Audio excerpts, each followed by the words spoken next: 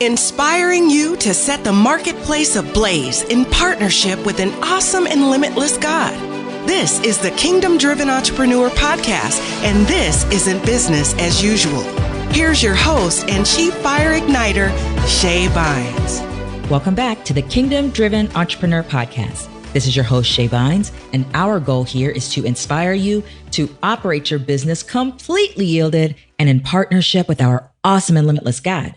Today's guest is Felicia Slattery, plant-based cooking instructor and professional speaker, and also the creator of the Daily Business Meetings with God journal. I asked Felicia to come on the podcast and have a conversation with me about her recent pivot in business. Her business as a speaker, trainer, and consultant went from thriving to zero when the world essentially shut down as a result of the global pandemic. And like many people, Felicia was put in a position of really reimagining her business and her focus. And God did something so beautiful in the process. Now, I won't share any more because I want you to hear her story from her mouth. But it's a powerful testimony that illustrates the truth that God is provision. He's not just provider. He is provision. And this is a truth that's so important to grab hold of in kingdom life and in business. So sit back and enjoy this honest and lively conversation with my dear friend, Felicia Slattery. Felicia Slattery, what's up, sis? Mama Shae, it's so good to be with you.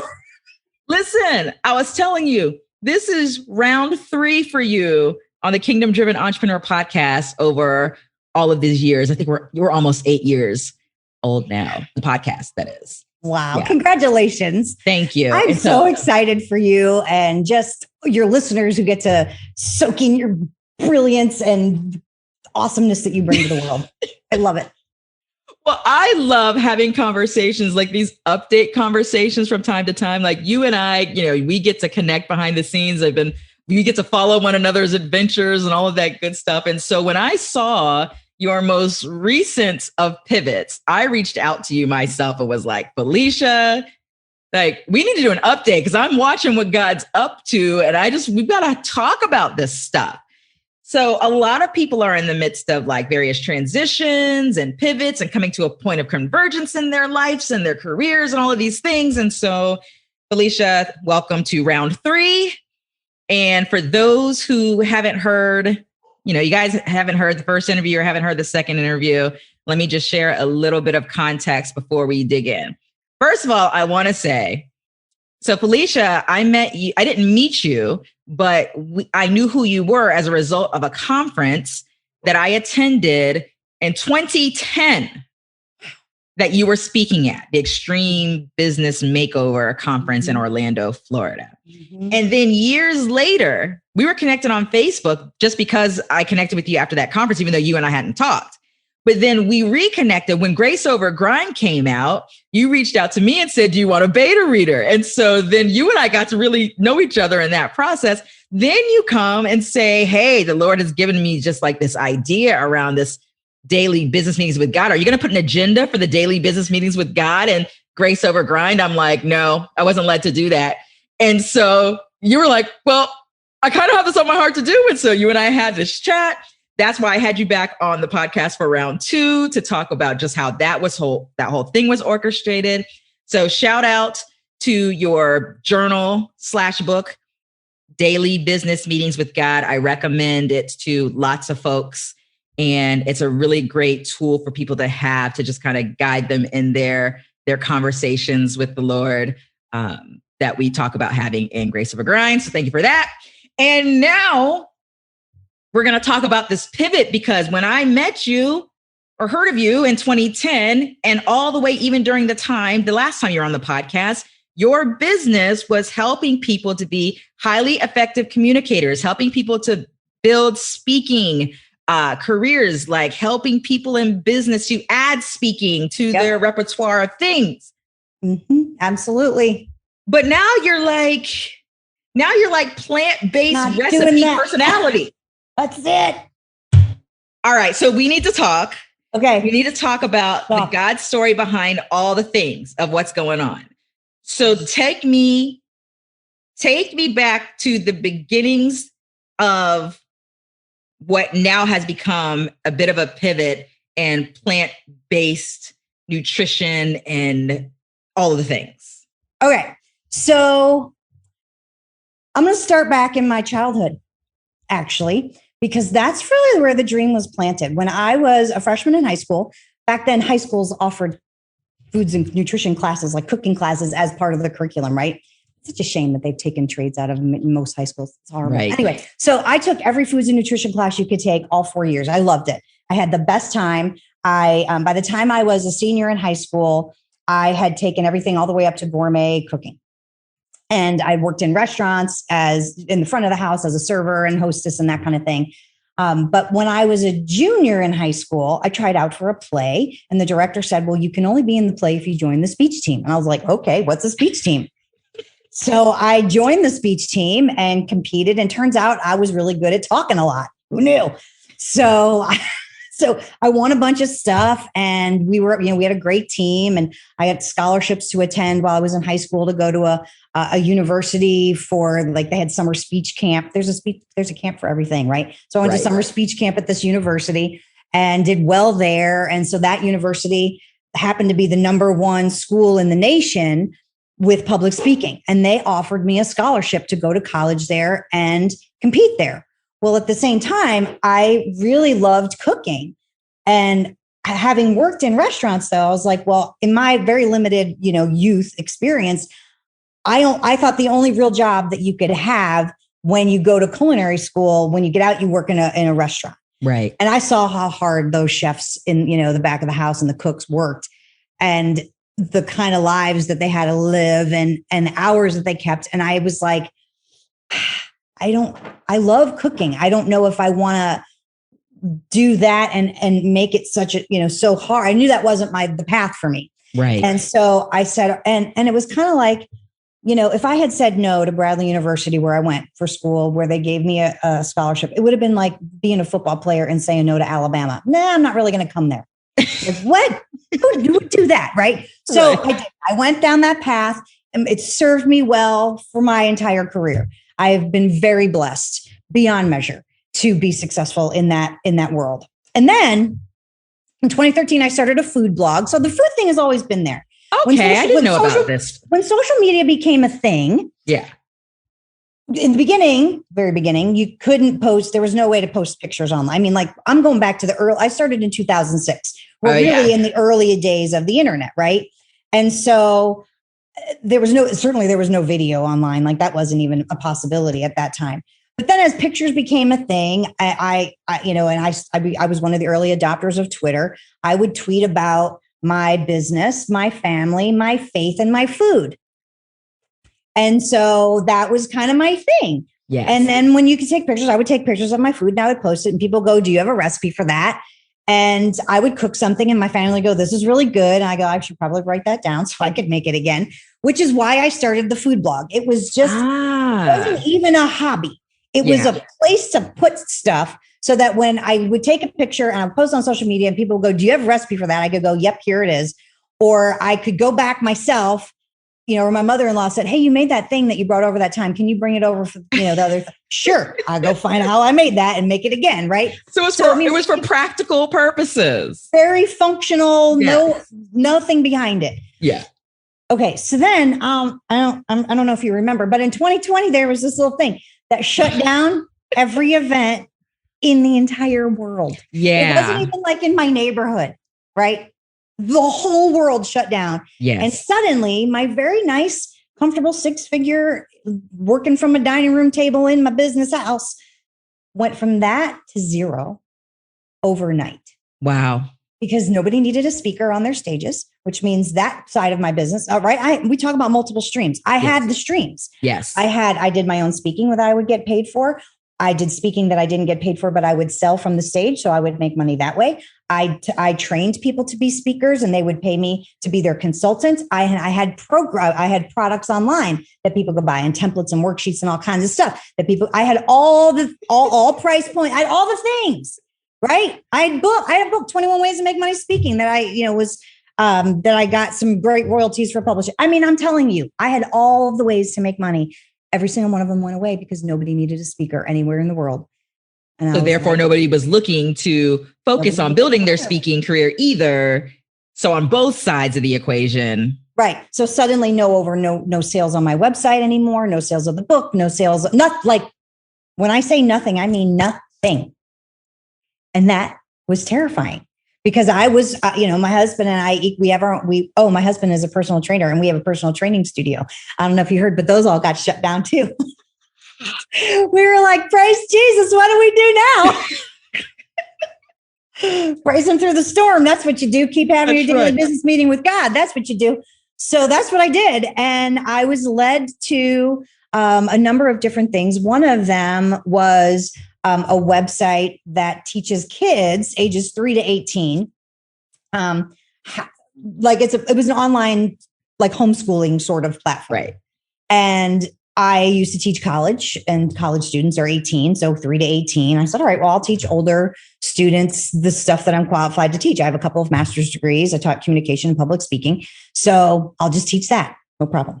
So I got accepted to teach on that platform. And then very quickly, within a week or two, I learned that you could teach anything you wanted to. You just have to get the class approved. And they had cooking classes on this site. And I was like, wait, what now? So I thought I have wanted to do this forever. And I love teaching. That's one of my passions. And so I thought I'm going to teach kids how to do plant-based cooking.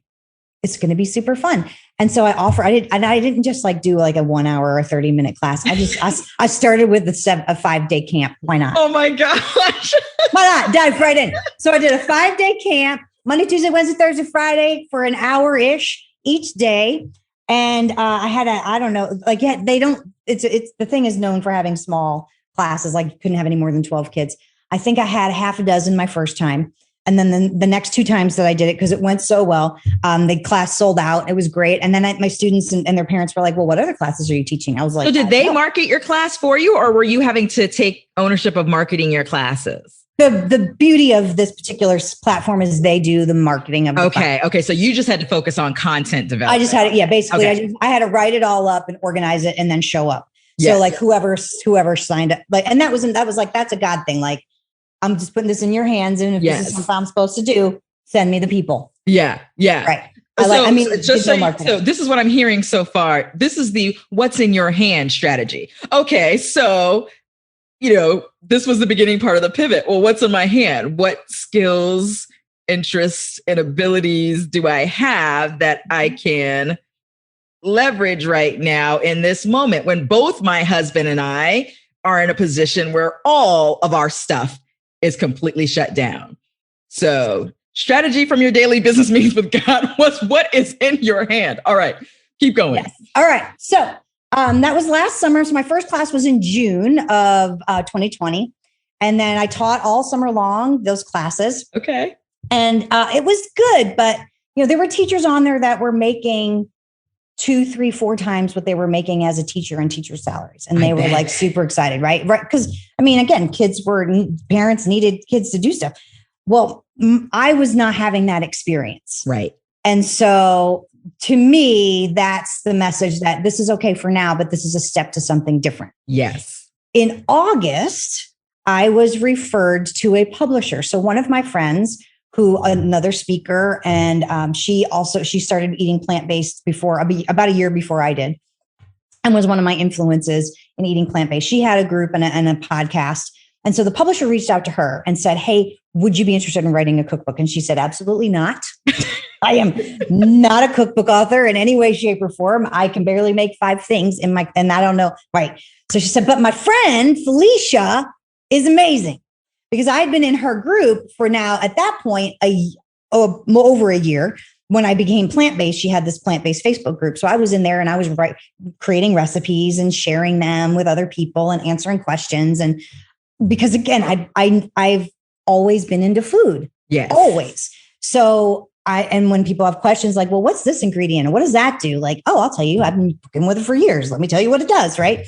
So I I always am teaching. That's my thing. So when Kathleen the publisher reached out to her, she introduced me, one of those emails, meet each other. And within the first cookbook that they offered me was not a good fit. Okay. And I knew it right away. They offered it to me and I said, no, thank you, because I knew it was not right. The next one that I was up for, I actually got to the point of writing kind of like an audition. So I had to give a little writing sample of what would be in the specific book. And they loved it, but this particular publisher is also a research company. And their research showed that the people that were writing that specific kind of book that they were looking at me for all were registered dietitians or nutritionists by trade. And they wanted somebody with that credential. Well, I have 2 master's degrees, but it's not in any one of those. Yeah. I'm a home cook. I'm a mom. I cook in my house and that's what I do. Right. So obviously, I wasn't a good fit for the second one, but I just kept in touch with them. And within maybe a week or 2 after that, they said, how about this particular book? And they said, can you submit a sample? I did. And I had a contract by September. Wow. Mm-hmm. Had you ever had a thought of doing a cookbook? You've written a lot of books. I have all of them in the speak, right? All of them, right? Were in the area of speaking. The only departure from that was when you did Daily Business Meetings with God Journal. That was your first kind of departure from that topic of helping people in communications and speaking. Correct. Right. Or had you ever had this thought? Did you have this this inkling inside of you because you used to put these recipes on your website or whatever? Did you ever have this dream of doing a cookbook? Or was this a spark when Kathleen made the connection that's like, wow, that would be kind of cool? Right. Well, maybe somewhere in the back of my head, but I mean, over the years, I market myself as someone who helps experts and people who are speakers. And when you're a speaker, you need a book, they go together. You know that. So it's a very common thing in the world of speaking. And in fact, a lot of event planners won't hire a speaker unless they have a book. So I've helped a lot of people write a lot of books over the years and have been known for that. And I've had people come to me and say, oh, I have I want to refer somebody to you who wants to write a cookbook. And I would say, no way am I doing that. Because that is it's a different animal than writing another kind of nonfiction book. Right. Right. So I would say no way. And there was no way I was going to be able to do a cookbook by myself. I mean, you don't know what you don't know. And I knew that going in, there's just too many moving parts, even with my full knowledge of publishing and the industry and being an author and knowing how to launch and market and all of that. I still knew not in my wheelhouse.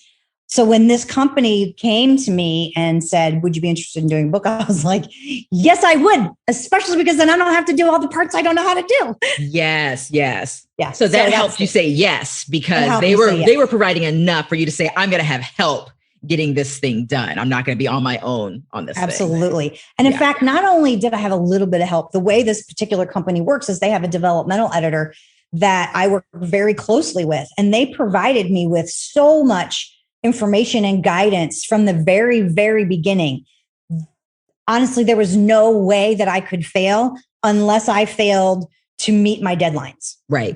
That was really the only, they create this safety net that they have milestones along the way. And so I had to have the first 2 chapters done by this date, and then the next 2 or 3 chapters done by that date, and then this chapter by that date. So, all along the way, they just made it so easy for me. Yeah. It was a lot of work.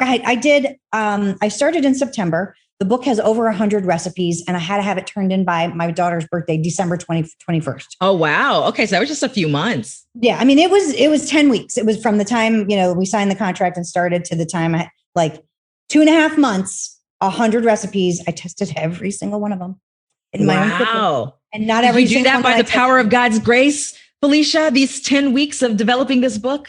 That was the only way I was able to do it. It was the power of God's grace and the internet. Thank God for that. So, him and Al Gore created it, So it was amazing because I just was led from, one step to the next, to the next, to the next. And I had earthly handholding and divine handholding through the whole process. So good. Amazing. Yeah. That's so good. And okay, so now you're writing this book.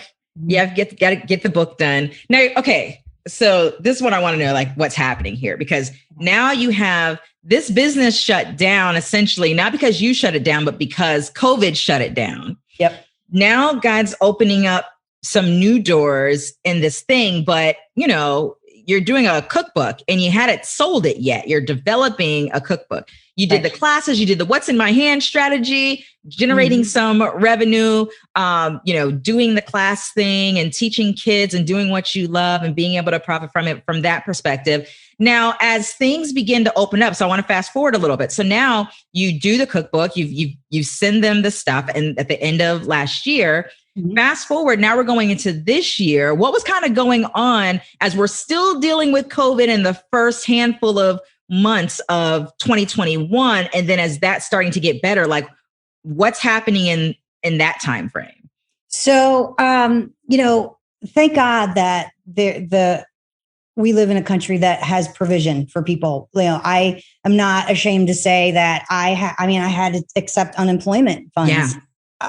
And I'm grateful that it was there. We did it. My husband and I both had to. We would have lost our house. In fact, we went into forbearance. Like we did all the things, and we just did what we needed to do to keep our family, our lives going. Yeah. And but obviously, I'm not a person who's going to live on a handout. I mean, like that's it's not who I am. So, and no judgment on anybody else, but I was like, I have made my own fortunes, through the help of the good graces of God and, the skills that he's given me. And I'm going to just keep forging ahead, with my daily business meetings with God and not grinding, but knowing that I'm headed towards something that God's created for me. That's even better than anything I could ever imagine. So so January came around, and the way this company works is just amazing. God's provision. So the way other publishers work, for those who have not published a book yet with a traditional publisher, the way the publishers work is they will sometimes they'll give an author who's got a giant platform in the area an advance on their royalties. Yes. And an advance on the royalties means so whenever the books sell, they don't immediately pay them, because they have to make up that royalty. It's kind of like giving it, like taking a loan, and you got to pay back the loan, so to speak. So this company doesn't do it that way. They don't pay royalties, but what they do pay is they pay for the book once it's done. So 30 days after the book was done, they go over it, they make sure it wasn't plagiarized. They got their process, and they verify, it's all good and fine. And then they pay me one big giant chunk up front, and then that's it. Come on. So all of a sudden I went from nothing and, having to thank the government for providing and God to I can pay my mortgage for months. Wow. Yeah, it was amazing. Wow. It was amazing. So that's awesome. It was awesome. Yeah. Now at this point, were you stirring on this business or around business on the plant-based side? Now, was that kind of stirring? Were you sensing maybe there was a shift coming with the work that you were doing? Because you knew COVID wasn't going to last forever, and this industry is going to come right back up. And so what happened in the midst of this stuff? So I absolutely knew. I knew the day that I accepted the cookbook, having been in the business, the author speaker business for as long as I've been in, you don't do a book with no back end plan. You could, but it doesn't make sense. you didn't see this as a one-hit wonder book, and that's it. Right. It just all right. So if I'm going down this path, I am going down this path. This has been a dream of mine for a long time. And it's funny because every once in a while, Facebook shows you the memories. So over the years, I've shared this has been a secret dream of mine to be, have a cooking show, or this has been a secret dream of mine to do, food stuff. So for years, I keep seeing 8 years ago, 9 years ago, 11 years ago, 4 years ago, all this stuff kept coming up. So I was like, all right, I know what to do. I'll do a proper launch of this book. I'll create a website, and I want to have a TV show around this. And the best way that I know to do a TV show and get recognized is to be in charge of it myself. So I'm going to create a YouTube channel. And here's the funny part. It was about 3 weeks before the book launched. And the somebody worked, the marketing team at the publisher said, do we need to edit this author's bio that says this website and YouTube channel are in existence? Because they're not in existence yet. And I was like, I'm getting there. Give me a minute. I got 3 Working weeks. on it. I got 3 weeks. Come on. So I got those done and up. And then, so I got paid a month later for the book. During that month, or maybe a week after, they sent me an email and said, hey, we love that first one. Would you do a second one for us? Nice. And they said, this one is going to be not 100 recipes. This one, we want 80. So it's only going to be 8 weeks. And, we'll pay you the same thing, the same way. Are you interested? And I was like, yes, I am. Meanwhile, my daughter cried and she said, no more soup. Your taster was like, I can't take it anymore. No, please, no more. Like, sorry, there's more coming. So I did the second one. So within the course of 6 months, I went from having no inclination, no desire to sit down and write a cookbook to having 2 done. Wow. Okay. And so I'm assuming that you got to, like I did, get to participate in the economic stimulus checks that just like showed up in your bank account, or did you not get to participate in that? Only once. So we got the first one. One time. You're supposed to get the second one and the third one, and we're still waiting. Okay. So you got that one time. So literally, you were able to make investments because it's not. Well, I don't know how much you had to invest in setting up things to, like, say, I'm going to do a show, and I know you, so I know you. There was a production value you wanted. I know you, Felicia. So you had a vision for how you wanted this to look and all of that. So it was an investment for you to make, to say, hey, I'm going to do a show, make sure I've got all the things and whatever. But I guess between your book, unemployment, a stimulus thing or whatever, you also have what you need, not only to survive, but also to make an investment in the new thing. Right. Well, and I also did, use what's in your hand. So I'm holding up my fancy schmancy microphone. I've had this microphone for, 8-9 years now. And it's a perfect, it's the Yeti. Yeti. It's like, it's like kind of an industry standard. Yeah. Way higher end than way lower end than, super professional folks, but it provides a really nice quality sound. So I keep my big giant Yeti, which, it's for people who aren't looking at this and they're just listening. It's like, imagine the big old timey microphones that maybe you saw like in radio studios. It's that on a little pedestal. It sits on my kitchen counter. And that's what I use as my mic. When I teach, I'm like, I don't care. I'm going to put my cutting board next to it. It's a great mic. And it's fine. It's perfect for now until I can afford, the big fancy, couple few $100 whatever boom mic that attaches the camera. So, and then the camera that I had was good enough. And I made a few videos, and then I was like, why is it lagging? Why is it weird? And I did some research and I realized, I need a better camera. And coincidentally, but not at the same time, I reached out to another very famous in that particular plant-based cooking space author and YouTube host. She's got 124,000 subscribers to her channel. She's been going live every day since the beginning of COVID. And that wasn't really her business model, but she's had a YouTube channel for a lot of years. So anyway, I got invited to be a guest on her show, and she endorsed my book. Chef AJ is her name. Nice. And so I knew that was going to be that was the day before my book launched.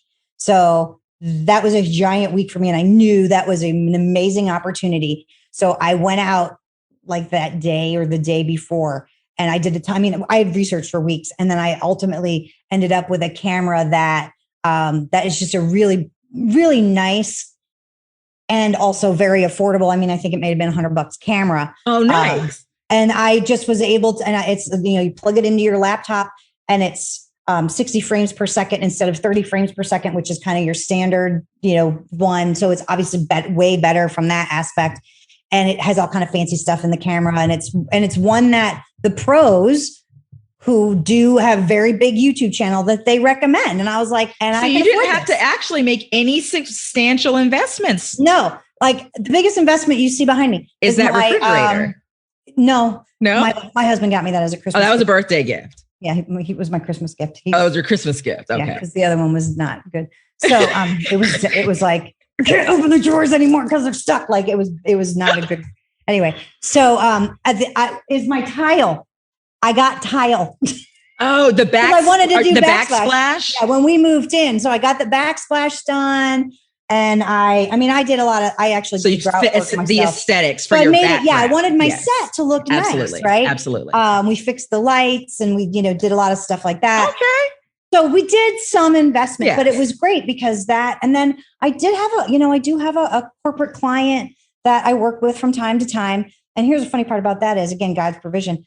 It's not like I'm a retainer with them. So I never know when they're going to need me. They'll send an email 2, 3, 4 days ahead and go, are you available on this day for these 2 hours? Yes, I am. I happen to be available. I'll just move it. Yes, I am. So I work with them, and that has been just an amazing blessing. Okay. As well, just hold on a sec. Right. So at some point you had made this decision, like, I am shifting. Like, I've got this vision around a show. I'm doing these cookbooks. I'm doing a new thing. God's doing a new thing. But I also have this other business, which you had decided. Now, this is from our chat before I hit record. You had already decided that you are transitioning. Like, you had literally, I remember, because I'm on your email list. I remember when you sent the email out that announced, like, I'm not doing this, I'm doing this. Yep. Right. So you did that. So you essentially, even though your website still exists or whatever, you essentially stopped marketing services, marketing products, or anything for that other business. I shut it down for all intents and purposes. Right. Right. Now, I no longer have that email program anymore, which also had order forms and affiliate links, all these things like that, that we do to do online business. Like I don't even have that software anymore, that monthly expense. Okay. But as COVID is getting better, people can't even, if somebody happened to come across the stuff I still have online. In fact, I did have one lady over this period. She was like, I really want to buy these, but I keep clicking the thing and I can't buy it. Can you? And she reached out to me as a Facebook private message. She said, can I just give you the money and buy it? I was like, yes, you can. Yes, you can. And I'll email it right to you. So, it's just been but I don't want people to miss this. So as COVID, as the things are, because things are picking up, things are picking up. Right. You could have said, okay, well, things are kind of picking up. So I'm doing this, but I'm in the beginning stages of this. And so It's not like high revenues right now, although I did get that, praise God, the advances for these books and all of those, which have helped the family stay afloat. Things are opening up. My husband's able to kind of go back to work, whatever. You could have said, hey, I'm gonna kind of do both. I'm doing both, but you decided I'm making this transition. Yep. And so you went all in, but at the same time, God has been sending you people by referral, by other ways. So without you having to actively market and promote Felicia Slattery, this communication strategist, this business, that business, whatever, you've been able to focus in on showing up publicly in the new thing you have decided you're going all in on. Yep. And God, in all of his goodness as the source of your provision, has been sending people, people referring, people wanting to buy things, can't even buy them on your website, hitting you up on Facebook. Can I buy this even though I can't buy it on your website? Yep. Which provides additional income in that area as you're growing in the new thing. Come on. Absolutely. I know. Isn't God God is so good. It's the grace in the transition. Absolutely. Yeah. Now, was that hard? I do want to ask you though. So in the midst of all this stuff, was it difficult? All of us kind of go through our trust walk things, our trust falls, our trust walks, our stretching and all of that stuff. Was it for you a difficult decision to say, I'm letting this go and I'm going all in here? Was that like a no-brainer decision for you at that point because because of how God had already been orchestrating some things on this plant-based side? Like where were you? Was there any tension in this? So there was a period before COVID that you were writing about there's a time to let something go and maybe something bigger. And I pay attention to, I read very few people's every social media post that they post. I think I see every single one that you post, and I pay attention to the messages because I know you're inspired. Your words are inspired by the Holy Spirit. And that's how the Holy Spirit speaks to people, is through us. Right. And so you got to say what you got to say. And so when I saw that, I was like, I was starting at that. I mean, before COVID, I was starting to feel like maybe I'm getting complete on this part of my life, but I don't know what that means because this is all I've done. Literally my entire career. This is all I've done. I don't know what that means to be complete with this or moving forward or stepping into it, something else. And I don't even know what that something else would be, again, at that time. So when this whole period came about, I recognized that this is what my future is. And my past is my past, but it's staying with me because I still have all those same skills. I still have all those same abilities. I still have the gift to be able to help people who really need it and who want it. And I'm happy to provide that when someone asks. Yeah. More than happy to provide it when someone asks. I'm grateful and blessed to be able to do it. So I don't turn away work when it comes because it's not like we're still in times where we're still not sure, right? The events industry is starting to come back. But I mean, by all estimates that I've seen, we're not going to be fully back until at least the end of 2022, if not later than that. And we will never be the same. Right? We will never be the same because there are some permanent shifts in the industry. They learned wait, I could do a giant event and do it on Zoom and not have all the other expenses. Let's do it that way instead. So, I mean, it's just that side of the world has forever changed. And I think in some ways for the better, which is great. But at the same time, I recognize that, when I start to get back into that, like, well, maybe I should do that, because again, like the cookbook is $15.99 and I already got paid. Like, I send people with my affiliate link and, an affiliate link to Amazon gets you a couple of pennies per sale. I mean, right. I'm not paying my mortgage and buying my groceries on that. So I recognize that by God's provision, I'm getting things. And every once in a while I'll go, well, maybe should I do something with that? And every time I get that sensation in my head, I get that like, no, you're done. You're really just stop looking back, look forward, because that's so where you're going. Look forward. Yeah. It was hard. So it was hard. I mean, it was hard isn't the right word. It was an exercise in faith is what it was. It was an exercise in faith. And, I'm at a point in my life where I have trusted God for long enough and in enough situations to know that my bank account at this exact second may not look like what I want it to look like. I mean, like, I'm not, again, too ashamed to say there have been periods where it's like, all right, well, I need to buy either groceries or gas. Been there. What am I going to buy? I mean, in this period, after having a very successful business, like, all right, God, whatever. And then all of a sudden, something happens, something comes in, somebody sends me a private message and says, can I buy this for $97? Yes, you can. Yeah. And now I can buy both, right. Like, now I can get groceries and gas. Hallelujah. Hallelujah. Yeah. I mean, and then I came across another way to bring in income that has been, like a whole nother thing we haven't even talked about, but it's, I became a notary public. Oh, okay. Which is, and there's things in that part of the world that I can do that again they're very, like, I can say yes or no to them, and they're as intermittent or as busy as I want to be with that. So, right. Again, God's provision, like, yes, it's just a way and it's interesting because I saw when I needed the extra income to be coming in, I was being asked to do all of these different, notarization opportunities. And then as the provision came in and I had money to do, live, less of those showed up. And I was like, oh, I see what's happening now. Uh-huh. God is just showing up to give me what I need. Like every time. It. While you're actively working on the new thing. Absolutely. Yep.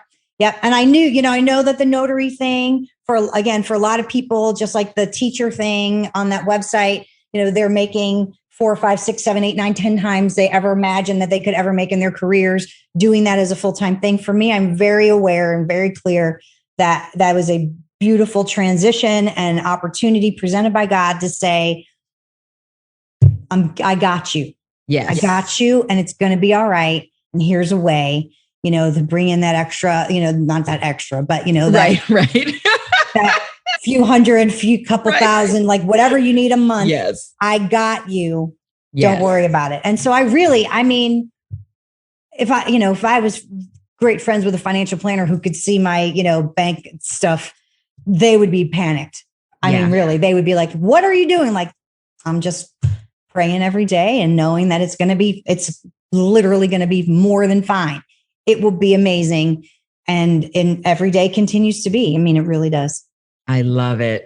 Mm-hmm. That's so good. That's super good. Well, I'm excited to continue to watch the journey in the new as it's progressing. Like I already see you on TV. So it's like, well, it's funny because the more I delve into the whole YouTube business side of things, and talk to people who have in the millions of subscribers and have a whole business, they're like, maybe you don't want to have a TV show. Like maybe you just want the YouTube show. Because like once then that's a job that somebody else is your boss. Like, yes, maybe you want to still be your own boss. And amen. After almost 20 years of that, like, yeah, maybe I do still kind of. I love it. Boss. Yeah.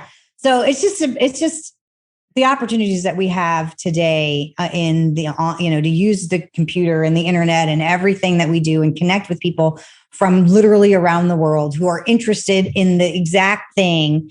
It's just amazing. And so good. I'm so happy to, be here at this time and able to partake in it. I love it. Super good. Thanks for sharing. I just think that there's so many people who it's just a really powerful testimony of just standing in faith, knowing God's my source. All this other stuff is resources. He's got me. I could make these transitions by the power of his grace. It's goodness. How do people connect with the new, with all this plant-based stuff? Where do they go? Go to my YouTube channel, please, and subscribe. Sweet. What's your YouTube channel? My YouTube channel is Plant-Based Home Cooking. And so youtube.com/C Plant-Based Home Cooking. I do have a website. It's called plantbasedhomecooking.com. And if you're interested and you want to get more veggies in your life, listen, everybody needs more veggies in your life. I'm not coming from a place of judgment. If you want to go all in, go all in. Come with me. It's super fun. It's healthy. It's easy. The food is delicious. If you just want to try it out and do a meatless Monday, I got all kinds of recipes for you. So go for it. I also have a Facebook group. Guess what it's called? Plant-Based Home Cooking. It is. Since I know about marketing, I stuck with it. So Plant-Based Home Cooking is the Facebook group. And I post recipes of my own, sometimes of others, sometimes links explaining like what's this whole plant-based thing all about. Because again, I'm not a nutritionist. I'm certainly not a doctor. I cook. I'm a home cook and I teach people how to cook. But I've learned a lot about it and I share the wisdom from the doctors that I've learned from and I share their books and their videos. So people can go and see, like, I'm not making this up. Like, yes, we don't do oil and there's reasons why we don't do oil. So go check it out. Like, and there's ways that you can do stuff without it. So anyway, that's how to connect. So YouTube channel, Plant-Based Home Cooking, or anything in the plantbasedhomecooking.com. Very teeny tiny empire as of the moment. So hoping to grow. Oh my goodness. I love you, Felicia. Thanks for sharing today. You're so awesome. Thanks for having me, Shae. So fun having Felicia on the podcast again for round 3. So that was goodness. Now I have with me more goodness in my life, Mr. Phil Bynes, CEO of Kingdom Driven Entrepreneur. What's up, babe? I'm well. I am very well. Good. All right. So you know how we do it? Takeaways. What was really standing out for you in our conversation with Felicia? Okay. I have 2 takeaways that I wanted to highlight. And the first one is how God uses circumstances to help us to pivot. And sometimes those pivots actually take us into previous passions that we've had in our life. Yeah, that was fun. And it's funny because I can think of multiple people that I've seen that exact thing happen with. Yeah. And the second one is that we should go all in to the new assignment that God gives us. Let him work out the finances. And quite frankly, many a times he'll use some of the old stuff that we've done or the stuff that we're transitioning out of to be that provision as we're going all in for the new.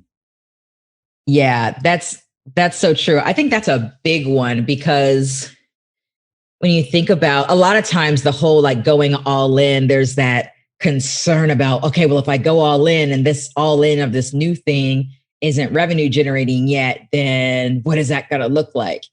And as opposed to feeling like, oh, I have to know all the fullness of the answers of exactly how that looks like, Felicia and I, you and I know that we have walked through this too on multiple occasions, that the willingness to say yes and go all in and trusting that God is provision, that he shows up in a variety of interesting ways. It sounds like with Felicia, it was some new things that he put in front of her, as well as, being the source of clients and referrals from the previous business.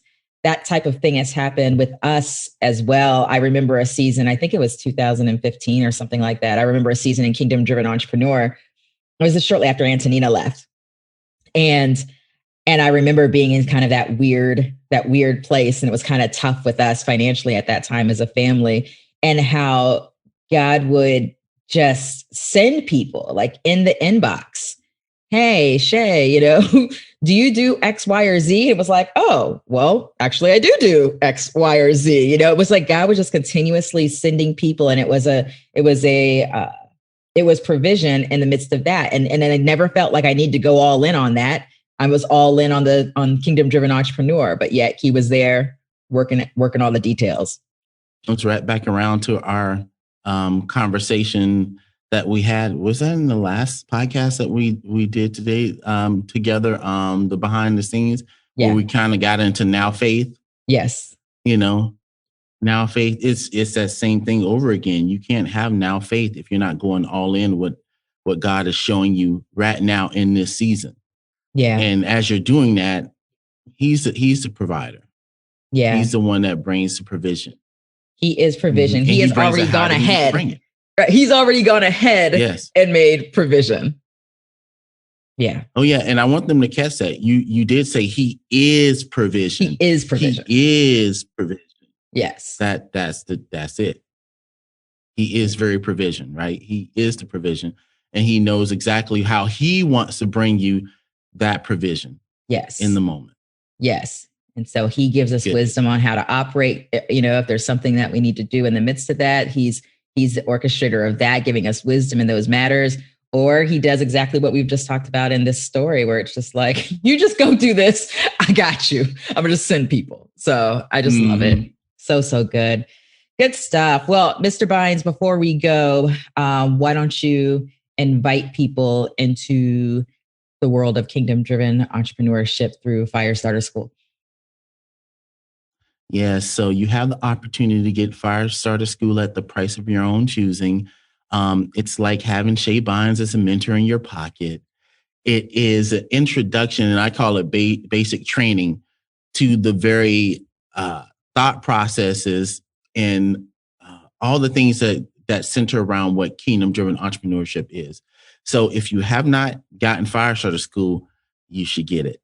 And let me tell you, just because we are offering at the price of your own choosing now, doesn't mean that God can't change that. Or he might take it away altogether. He might take away Firestarter School altogether. I'm not prophesying, but I kind of am. So if you haven't gotten it, just get it. You could go to kingdomdrivenentrepreneur.com/Firestarter School. All right, you guys, we look forward to talking to you more next week on the next episode of the Kingdom Driven Entrepreneur Podcast. Take care and God bless. Thanks for joining us on the Kingdom Driven Entrepreneur Podcast. If you've enjoyed what you've heard today, we encourage you to subscribe and spread the word. And don't forget, you can gain access to even more resources, plus a thriving community of fire starters by visiting our website at kingdomdrivenentrepreneur.com.